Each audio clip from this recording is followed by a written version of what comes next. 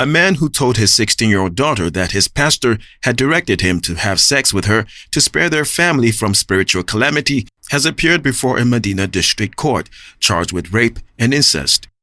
George Ofei, a pure water machine operator, has had his plea reserved as his case docket has been forwarded to the Office of the Attorney General for advice. He is to appear on August 31st, 2021.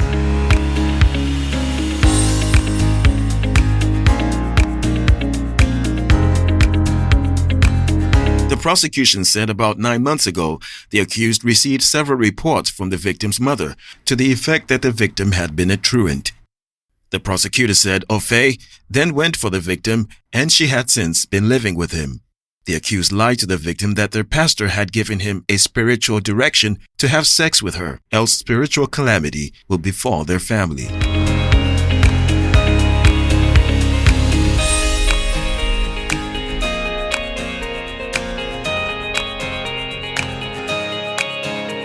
The prosecution said the victim did not believe her father's assertion, but the accused managed to have his way with her on 3 different occasions.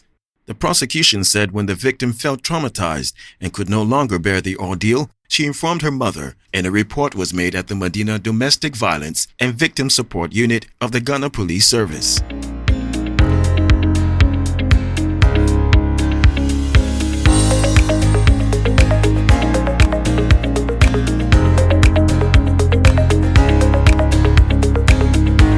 The Ministry of Health has taken delivery of additional 249,600 doses of AstraZeneca vaccine from the United Kingdom. The vaccines, which arrived at the Kotoka International Airport yesterday from the UK government, was through the COVAX facility.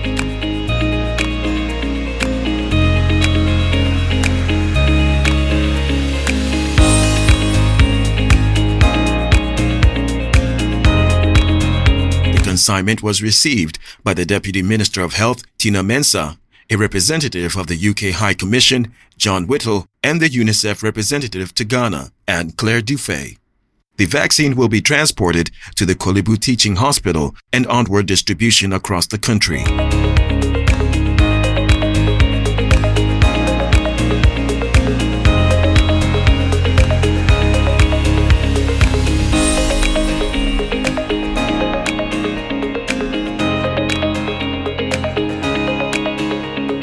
UNICEF said the donation is to, quote, support the ongoing vaccine campaign. The arrival of the AstraZeneca vaccine boosts the country's COVID-19 vaccination drive. AstraZeneca was the first vaccine to arrive in Ghana earlier this year as part of efforts to beat COVID-19.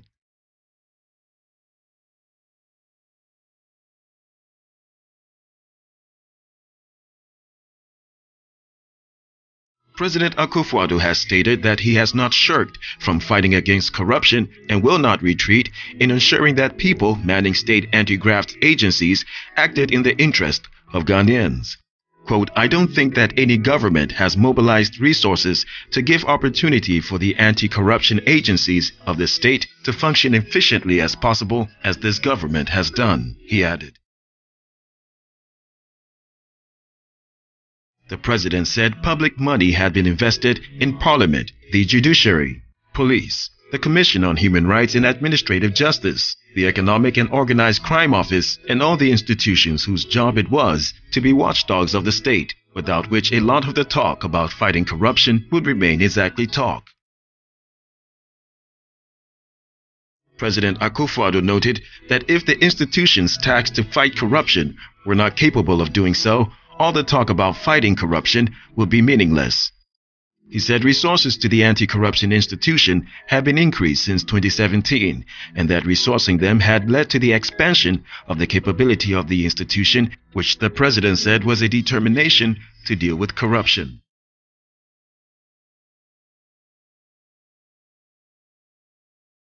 The Ghana Union of Traders Association is calling on the government to align the trading community to its One District, One Factory initiative. Guta argues that as traders, they can play a significant role in the success of the program, adding that they can serve in the distribution of products from the factory.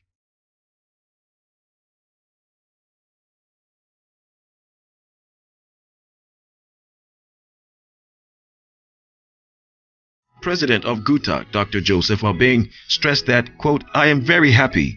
These days I can see that government is opening most of these factories. It means that it has started bearing fruits. I've seen a couple of them being commissioned lately."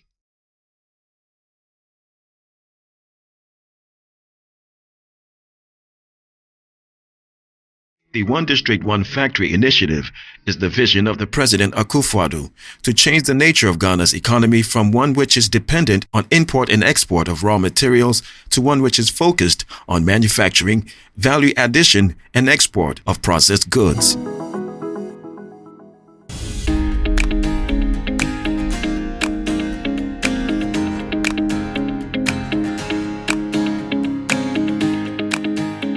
The Trade Union Congress is calling for a review of the single-spine salary structure, saying it has not served its purpose. The TUC explained that the SSSS was introduced with clear objective, one of which was to eventually lead to enhanced pay for people in the public sector.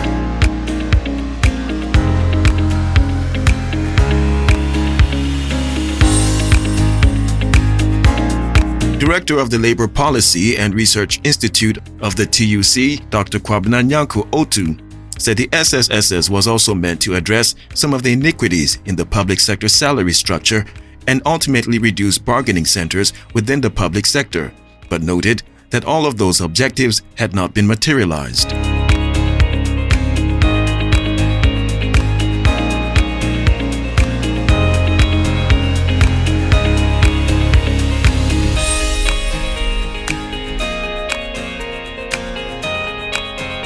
The TUC's Director of Research said if university teachers, for instance, got the $2,000 base pay they were asking for, it would mean that everybody at their level must have that, which might be difficult to do, for which reason the obvious way out was to exit the SSSS.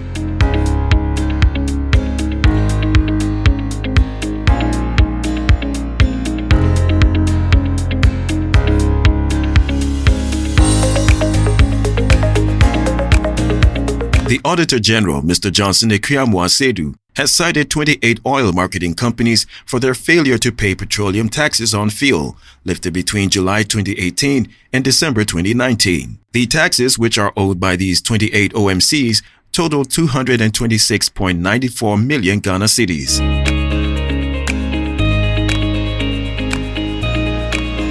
The AG has therefore charged the Commissioner, Customs Division of the Ghana Revenue Authority to recover the amount from these OMCs without any further delay. Mr. Asedu also noted that 4 other OMCs did not pay taxes on nearly 6 million liters of fuel products, valued at 5.45 million Ghana cedis, lifted at the Tema Oil Refinery in 2018, and therefore charged the Commissioner of Customs to recover the amount as well.